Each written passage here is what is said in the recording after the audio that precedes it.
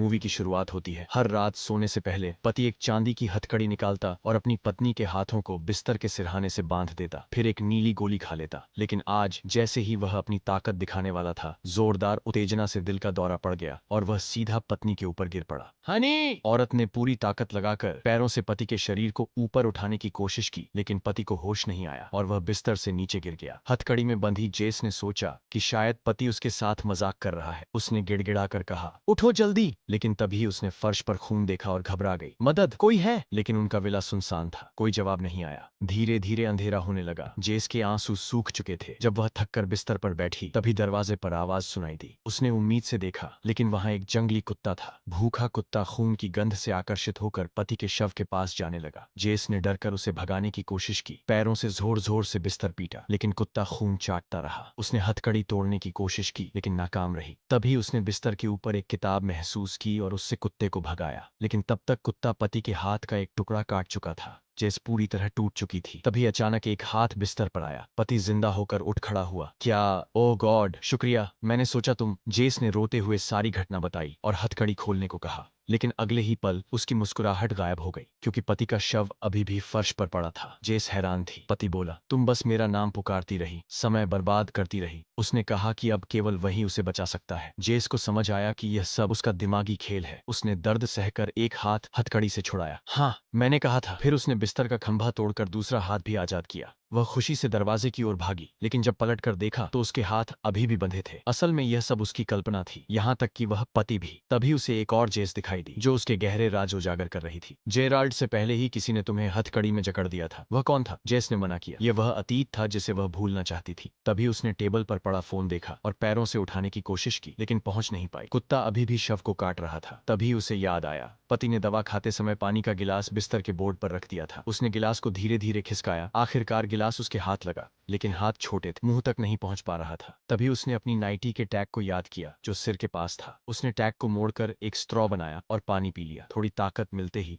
वह थक कर सो गई। रात के समय हल्की हवा चलने लगी, पर्दे हवा में लहराने लगे। दरवाजे पर सोया हुआ वह जंगली कुत्ता अचानक किसी आवाज से चौंक कर बाहर भाग गया। जेस भी कुत्ते के भौंकने से जाग गई। उसने कमरे में चारों ओर देखा, लेकिन कुछ नहीं दिखा। हालांकि हिलते पर्दे उसे बता रहे थे कि शायद कोई और भी यहाँ मौजूद है। हेलो। इतने में एक विशालकाय आकृति धीरे धीरे उसकी ओर बढ़ने लगी। पहले तो जेस ने सोचा कि शायद उसकी आंखों का धोखा है। उसने आंखें मुंह कर फिर से खोली, लेकिन वह डरावना आदमी अभी भी वहां खड़ा था। उसका चेहरा विकृत था और वह एक बक्सा खोल रहा था, जिसमें इंसानी हड्डियां भरी थी। जेस डर गई, लेकिन तभी उसके पति की आवाज सुनाई दी, शायद यह मौत का दूत है जो तुम्हारी जान लेने आया है। नहीं, और वह कुत्ता क्यों भाग गया? खैर, वह आदमी अचानक गायब हो गया। हालांकि कुछ नहीं हुआ, लेकिन जेस का दिमाग अतीत में खो गया। 12 साल की जेस की यादें। उस दिन वह और उसके पिता सूर्य ग्रहण देखने जा रहे थे। शाम को जेस ने एक सुंदर ड्रेस पहनी। पिता ने उसे देखा और मुस्कुराकर बोले, तुम बड़ी हो गई हो मेरी छोटी चूहिया, इतनी सुंदर। दोनों ने ग्रहण देखने के लिए विशेष चश्मा पहना, लेकिन तभी पिता ने उसकी ओर देखा और उसके मासूम चेहरे पर गलत नजर पड़ी। वह बोला, चूहिया, पापा की गोद में बैठो जैसे तुम छोटी थी। और फिर उसने उसके साथ वह गलत काम किया। उस पल 12 साल की जेस हथकड़ी में जकड़ दी गई। वह अपने ही पिता के अपराध में फंस गई। जेस की आंख खुली। हथकड़ी से उसके हाथों में खून जमा हो गया था। दर्द असहनीय था। उसने पैर हिलाकर खून का बहाव तेज किया और बचा हुआ पानी पिया। बुरे सपने। तुमने मुझे कभी ग्रहण वाली बात नहीं बताई। जेस ने अपने पिता को बचाने की कोशिश की, कहा कि उसके साथ कुछ गलत नहीं हुआ, लेकिन वह खुद से झूठ बोल रही थी। फर्श पर खून के निशान देखकर पति समझ गया, वह डरावना आदमी शायद मौत का दूत वापस आएगा। उसने जेस से भागने को कहा, लेकिन वह फिर से उस दर्दनाक याद में खो गई। ग्रहण वाली रात के बाद पिता उसके कमरे में आया। माफ करना चूहिया,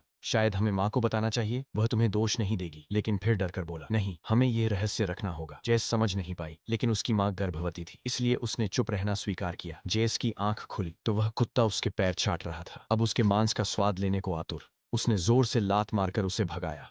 कुत्ता दरवाजे पर पति के शव का एक टुकड़ा लेकर बैठ गया। पति की आवाज फिर गूंजी, वह फिर कोशिश करेगा, क्योंकि मैं अब ताजा नहीं हूँ। समय बीतता गया, लेकिन अभी भी कोई मदद को नहीं आया। इसे रहस्य रखना होगा। उसकी आंखों के सामने फिर से पिता का चेहरा तैरने लगा। वह उस दिन लौट गई जब आकाश अचानक अंधेरा हो गया था। उसने कमरे में छोटी जेस को देखा। वह हथकड़ी में जकड़ी हुई बच्ची, और उससे माफी मांगने लगी। मैं नहीं चाहती कि तुम माफी मांगो। तो फिर क्या चाहती हो? मैं चाहती हूँ कि तुम याद रखो। हाँ, जेस को याद आया, ग्रहण वाले दिन माँ के घर लौटने के बाद का वक्त। पूरा परिवार खाने की मेज पर बैठा था, जैसे कुछ हुआ ही ना हो। लेकिन जब माँ ने पूछा, तुम्हारा दिन कैसा रहा? पापा के साथ मजा आया? तो जेस ने अपने हाथ का गिलास तोड़ दिया। पिता ने उसे बाहर ले जाकर घाव पर पट्टी बांधी और उसी के साथ उस गंदे राज को भी दफन कर दिया। मगर इसी ने जेस को एक नई उम्मीद दी। खून चिकनाई का काम करता है। अगर पर्याप्त खून हो तो शायद हथकड़ी से छुटकारा मिल सकता है। यह बहुत दर्दनाक होगा, शायद काम न करे, लेकिन कलाई में शरीर के बाकी हिस्सों की तुलना में कम नसें होती हैं। जेस को डर था कुत्ते का भोजन बनने का या रात को उस डरावने आदमी के हाथों मरने का। इसलिए उसने दिमाग में पूरी योजना बनाई और फिर एक्शन में आ गई। उसने सबसे पहले सिर के पास रखा गिलास तोड़ा,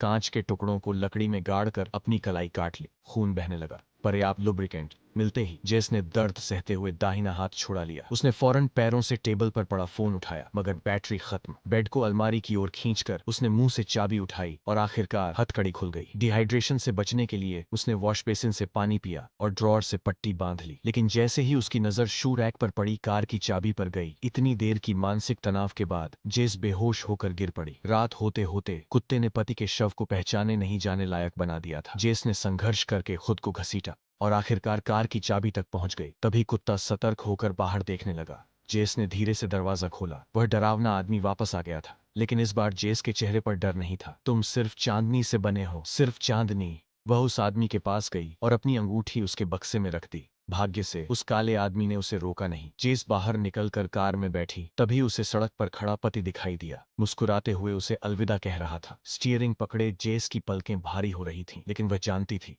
रुकना मौत है। तभी रियर व्यू मिरर में उसे फिर वही डरावना शख्स दिखाई दिया। बैंग! कार के क्रैश की आवाज से पड़ोसी जाग गए। जेस बच गई। अस्पताल में आंख खुलने पर पता चला पति की मौत हार्ट अटैक से हुई थी। इंश्योरेंस का पैसा मिला और जिंदगी आगे बढ़ गई। लेकिन क्या वाकई वह डरावना आदमी चला गया था? शायद नहीं। अस्पताल से छुट्टी के बाद हर रात सोने से पहले जेस उसी मौत के दूत को देखती। वह अपना बक्सा खोलकर उससे कीमती चीजें मांगता। इस सदमे ने उसकी नींद छीन ली।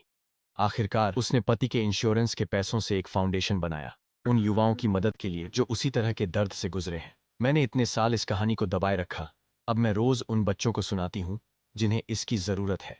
उसने अपने बचपन के छोटी चूहिया वाले स्वयं को एक खत भी लिखा, एक ऐसा संदेश जो सिर्फ वही समझ सकती थी। शायद अब जेस पूरी तरह संपूर्ण हो चुकी थी। वह दर्द उसकी रगों में हमेशा से था और प्यार के नाम पर हुए उस घाव ने उसे धीरे धीरे तोड़ दिया था। लेकिन जब जिंदगी ने उससे उसका मुखौटा उतारवाया तो उसने देखा उसकी सारी मजबूती के पीछे एक कांपता हुआ दिल था। कहानी के अंत में जेस ने अखबार में उस डरावने आदमी की तस्वीर देखी। वह एक एक्रोमेगली हड्डी विकार से पीड़ित सीरियल किलर था। वह अक्सर घरों में घुसकर जेवर चुराता और शवों को विकृत कर देता था। पुलिस ने उसे पकड़ लिया, लेकिन तब तक वह दर्जनों लोगों को मार चुका था। कोर्ट रूम में जेस ने उसे देखा और उसकी आंखों में उसे अपने पिता और मृत पति के चेहरे दिखाई दिए। डर के बावजूद वह दृढ़ता से उसके सामने खड़ी हो गई। तुम मेरी यादों से कितने छोटे लगते हो, जेस मुस्कुराई। उस पल उसके सारे टूटे हुए टुकड़े हवा में बिखर गए। उसे वह रास्ता मिल चुका था जहां वह खुद के साथ शांति से रह सकती थी। आत्मविश्वास से सड़क पर चलते हुए उसने पहली बार जीवन का हल्कापन महसूस किया।